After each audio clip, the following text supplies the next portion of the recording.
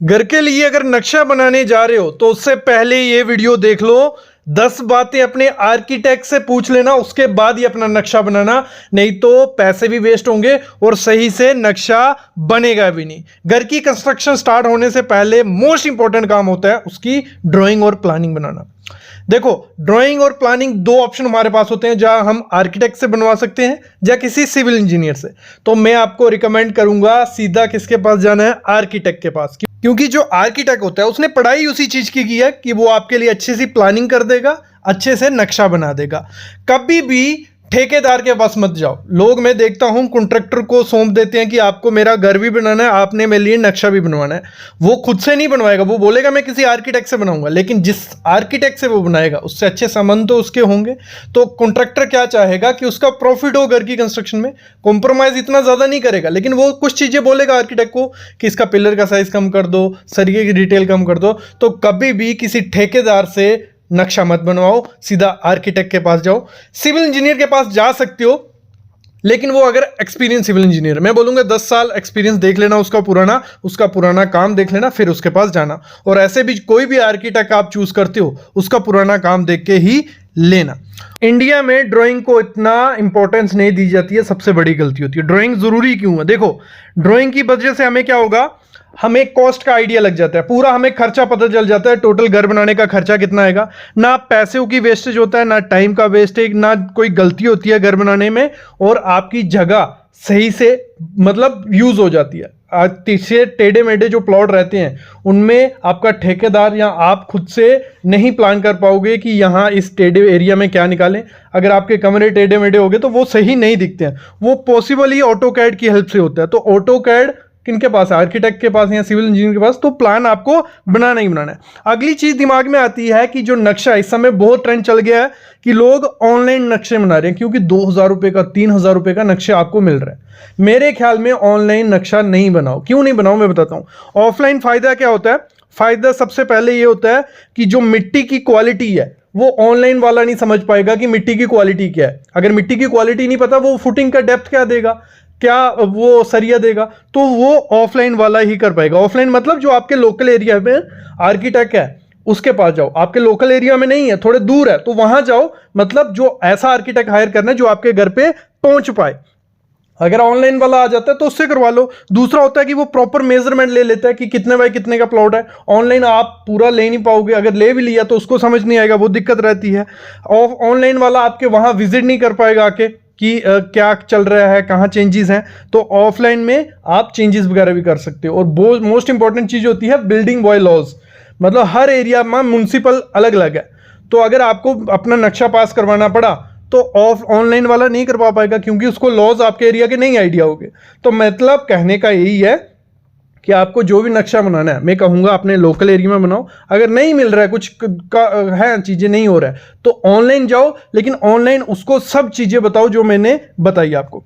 अगला चीज होता है रिक्वायरमेंट आपको अपनी देनी है। ऐसा नहीं बोलना है कि आर्किटेक्ट जो बना के दे देगा उसी हिसाब से आपको उसको बताना है। ना आप गूगल से देखो, ना आपको पिंटरेस्ट से देखना है, आपको अपनी रिक्वायरमेंट देखनी है कि आपको 2 BHK चाहिए, 2 कमरे चाहिए, बाथरूम चाहिए, फिर आपको किचन कैसी चाहिए। आपको रहना है उस घर में। आर्किटेक्ट सिविल इंजीनियर को नहीं रहना है। आर्किटेक्ट अपने हिसाब से आपको प्लानिंग दे देगा, फिर आपको एक्सेप्ट करनी है, फिर चेंजेस, तो फिर दोनों में क्लैशेस होते हैं। इससे पहले है कि जहां उसके पास बैठो, मीटिंग करो कि मेरे को ये चाहिए, बाकी उसको अपने हिसाब से करने दो। क्योंकि हर आर्किटेक्ट का अपना डिमांड होता है। ये नहीं है कि किसी का घर आपने देखा उसको बताओगे कि मेरे को ऐसा चाहिए, फिर प्रॉपर से प्लानिंग नहीं होती आपके घर की। मतलब उसको रिक्वायरमेंट बता दो, अपनी बता दो, अपनी वाइफ की बता दो, जो भी है, क्योंकि वाइफ की भी अपनी डिमांड्स होंगी। किचन उसको ऐसा चाहिए, अपने बच्चों को पूछ लो उनको ऐसा डोर चाहिए। तो मतलब सब कुछ आप इकट्ठा नोट करो, फिर आर्किटेक्ट के पास बैठो, उसको बताओ, फिर उस हिसाब से घर बनता है। क्योंकि आर्किटेक्ट को आइडिया नहीं होगा आपको डिप्लेक्स चाहिए या सिंपल चाहिए या रूम कितने चाहिए,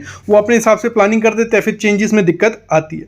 अगली चीज आपको क्या करनी है, जब भी घर, कुछ लोग क्या बोलते हैं कि उनको वास्तु के हिसाब से घर बनाना है, लेकिन वास्तु के हिसाब से घर वही बनता है जहां एरिया बहुत ज्यादा हो। आपके पास अनगिनत एरिया है, उसको जैसे वहां चाहिए वो वहां कर देगा, लेकिन छोटे एरिया में वास्तु से काम करना मुश्किल हो जाता है, प्रॉपर प्लानिंग नहीं होती है। या तो वास्तु हो सकता है या प्रॉपर प्लानिंग हो सकती है। तो अगर आपका छोटा एरिया है, वास्तु के हिसाब से जाना है, तो थोड़ी चीजें कॉम्प्रोमाइज आपको करनी पड़ेगी। किचन अच्छे से रख लो, पूजा रूम अच्छे से रख लो, बाकी वास्तु के पीछे इतना पड़ोगे तो आपकी प्लानिंग खराब हो जाएगी। अगर एरिया बड़ा है फिर आप वास्तु के हिसाब से जा सकते हो। तो ये चीज भी आपको पहले आर्किटेक्ट को पूछ लेनी है, बता लेनी है।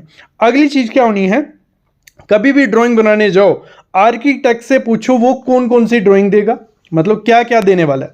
वो आपको 2D प्लान देगा। 2D प्लान क्या होगा, सिंपल आपका लेआउट होगा कि कमरा यहाँ है, प्लिंथ आपका यहाँ है। आगे मैं रेट बताने वाला हूँ कि कितना खर्चा पड़ जाता है एक प्लान बनाने का, ड्राइंग बनाने का। क्या 2D प्लान देगा। दूसरा फर्नीचर लेआउट होता है। कभी भी 2D प्लान मत बनाओ, सिंपल वो प्लान मत बनाओ कि आपका कमरा कहाँ है, आपका रूम ये है, उसके साथ फर्नीचर लेआउट जरूर लो कि आपका बेड कहाँ आएगा, कितना एरिया बच रहा है। फिर एग्जैक्ट आइडिया आपको लगता है कि आपके रूम में जगह कितनी बचेगी। आप प्लान ले लेते हो, बाद में जब बेड लगाते हो, अलमीरा लगाते हो, जगह ही नहीं बचती है ना चलने की फिरने की। तो अगर सिर्फ 2D प्लान भी बनाना है, साथ में फर्नीचर लेआउट ले लो। फिर दूसरा होता है स्टील की डिटेल। उसको पूछना है कि स्टील की डिटेल दोगे, एलिवेशन बना के दोगे, प्लम्बिंग और सैनिटेशन की, इसकी बिजली की दोगे, इंटीरियर दोगे। मतलब कहने का यही है, उसको पूछना है कि आपके जो चार्जेस है, लगा लो वो 20,000 ले रहे हैं, 30,000 ले रहे हैं, तो उसमें वो क्या क्या देगा। चूना मार के देगा, आपके घर में विजिट करेगा, या ड्राइंग कौन सी देगा, कब पैसे एडवांस कितना देना है, ड्राइंग्स कब तक कंप्लीट आ जाएंगी, ये सब चीज़ें पहले बात की होंगी तो सही है। नहीं तो पैसे दे दिए, ड्राइंग्स नहीं आ रही हैं, रिक्वायरमेंट के हिसाब से नहीं हो रहा है, तो फिर दिक्कत आएंगी। तो आपको पैसे देने या 30-40 हज़ार उसको देना, तो उससे अच्छे से बात कर लेनी है, फिर ही आपका घर अच्छे से बनेगा। और जब भी नक्शा बनवाने जाओ अपना बजट जरूर बता देना उसको कि मेरा बजट है कुछ, मेरा पास 1000 स्क्वायर फीट का एरिया है, कुछ 15-16 लाख है, या 10 लाख है, 12 लाख है, मतलब बजट बता दो मेरे को। ये नहीं है, देखो एग्जांपल लेते हैं, 1000 स्क्वायर फीट का जो घर होता है वो 15 लाख में भी रेडी हो जाता है, वो 30 लाख रुपए में भी रेडी होता है, वो 60 लाख रुपए में भी रेडी होता है, क्योंकि आइटम बहुत होती है कंस्ट्रक्शन फील्ड में, डिजाइन एलिवेशंस बहुत हैं। तो आप जितना उसको बजट बताओगे वो उस हिसाब से नक्शा बनाएगा। नहीं तो होता क्या है, हम लोग बजट नहीं बताते हैं, वो नक्शा बना देता है, फिर चेंजेस आती हैं। और चेंजेस के ये तो नहीं है कि आर्किटेक्ट बैठा रहेगा आपके लिए कि आपको ये पसंद नहीं आ रहा ये चेंज कर देगा। 1-2 चेंज अलाउड होती है, और तभी मैं बोलता हूं जब बैठना है उसके पास, उसको पूछना है कि कितनी चेंजेस अलाउड है। अगर मैं नक्शा आपसे बनवा रहा हूं, कितनी चेंजेस आप करके दे दोगे, तो इसलिए रिक्वायरमेंट पहले बतानी है, फिर उस हिसाब से चेंजेस होती हैं। अगली चीज होती है, जब भी नक्शा बनाना है उसको आर्किटेक्ट को, वही जैसे मैंने कहा, रिक्वायरमेंट बतानी है। आप बोलते हो कि मेरे को सिर्फ G+1 की घर बनाना है, फ्यूचर में मेरा कोई एक्सटेंशन नहीं है, ठीक है। आप नहीं करोगे, आपका बेटा तो करेगा, बेटा नहीं करेगा उसका बेटा, क्योंकि घर बना रहे हैं हम 50-60 साल के लिए, ठीक है। उसमें चेंजेस आती आती हैं, ऊपर रिक्वायरमेंट बनती बढ़ती है। तो जब भी आपको घर का नक्शा बनवाना है तो आपको क्या करना है, फ्यूचर प्लान लेके चलना है कि G+1 बना रहे हो, लेकिन उसको बोलना है कि आप इसको डिजाइन कर देना G+2 के हिसाब से, क्योंकि फ्यूचर में एक्सटेंशन हो सकता है। उस हिसाब से फाउंडेशन आएगी, उस हिसाब से सरिया होगा, क्योंकि फ्यूचर में ना फाउंडेशन चेंज होगी ना सरिया चेंज होगा। ऊपर आप घर बना दोगे और नीचे क्रैक्स आने शुरू हो जाएगा और रिस्क हो जाएगा, गिरने के चांसेस हो जाते हैं। तो फ्यूचर को लेके ही अपनी प्लानिंग चलनी है, फिर ही अच्छा घर बनता है।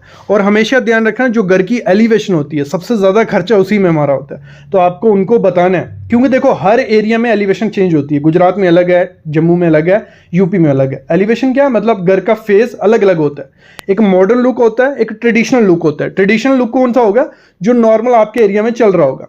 तो उसको बताना है कि मेरे एरिया में मेरे को ट्रेडिशनल चाहिए, कुछ पिक दे दो, फोटो दिखा दो कि इस शेप का, उसको आइडिया लग जाएगा।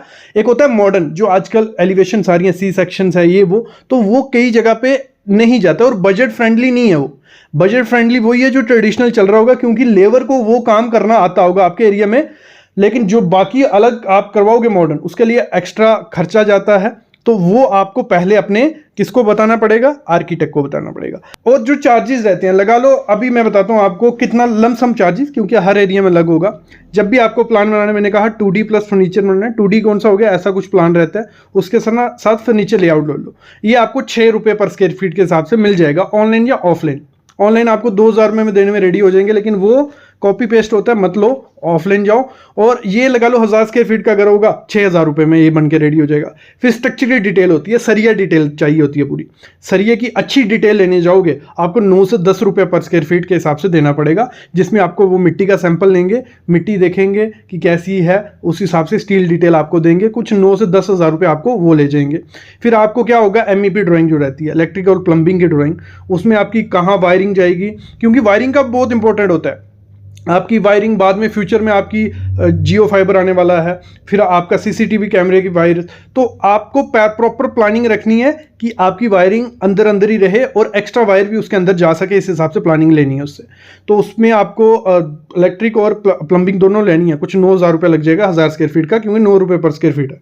एलिवेशन जब आप बनाते हो तो उसका एक सिंगल स्टोरी है, 5 से 6000 रुपये ले लेते हैं, डबल स्टोरी हो गया कुछ 10,000 ले लेंगे। तो इस हिसाब से जितनी स्टोरी बढ़ती जाएंगी 5-5 हज़ार रुपया ऐड करते जाना। जब आप इंटीरियर करवाने जाते हो तो कुछ 15 से 20 रुपये पर स्क्वायर फीट लेते हैं, मतलब 1000 स्क्वायर फीट का घर होगा, इंटीरियर का आपका 15,000 रुपये लिया बेसिक, ये बेसिक रेट बता दिए। जितना आप एडवांस चाहोगे, जितना एक्सपीरियंस आर्किटेक्ट होगा, उतना ज़्यादा खर्चा बढ़ता जाता है।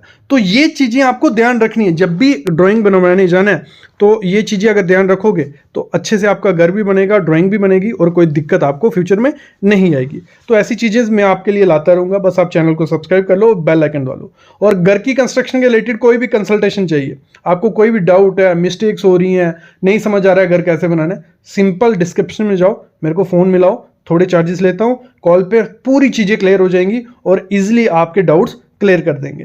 Thank you guys.